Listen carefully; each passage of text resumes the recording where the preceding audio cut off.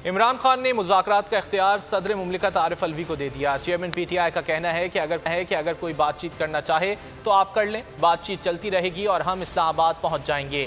नहीं लगता जरदारी और नवाज इलेक्शन के लिए मानेंगे। बोल न्यूज़ से खुसूसी बातचीत करते हुए कहा कि इनकलाब तो आएगा, फैसला हुकूमत को करना है कि नर्म इनकलाब चाहते हैं या खूनी। इमरान खान ने बोल TV की भी खूब तारीफ की।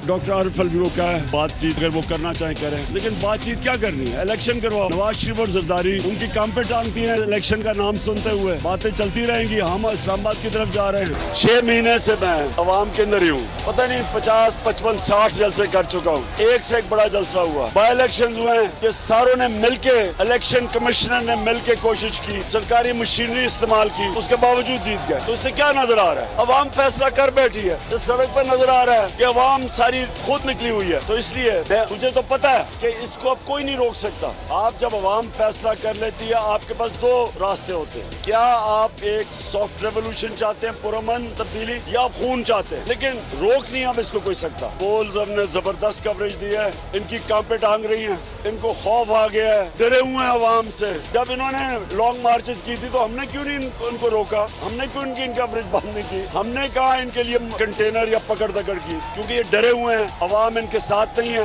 ये सिर्फ और सिर्फ साजिशों के थ्रू, बैरूनी साजिश, चोरी का पैसा खर्च करके जमीन खरीद के इस तरह बैठे हुए हैं। अगर आपको ये वीडियो पसंद आए तो लाइक पर क्लिक करें। PTI का हकीकी आज़ादी मार्च सिर्फ बोल दिखा रहा है। 24 घंटे हकीकी आज़ादी मार्च, सबसे ज्यादा रील्स और सबसे ज्यादा रेटिंग्स के साथ बोल रहा नंबर 1। सब्सक्राइब करें और बेल दबाएं ताकि कोई खबर रह न जाए।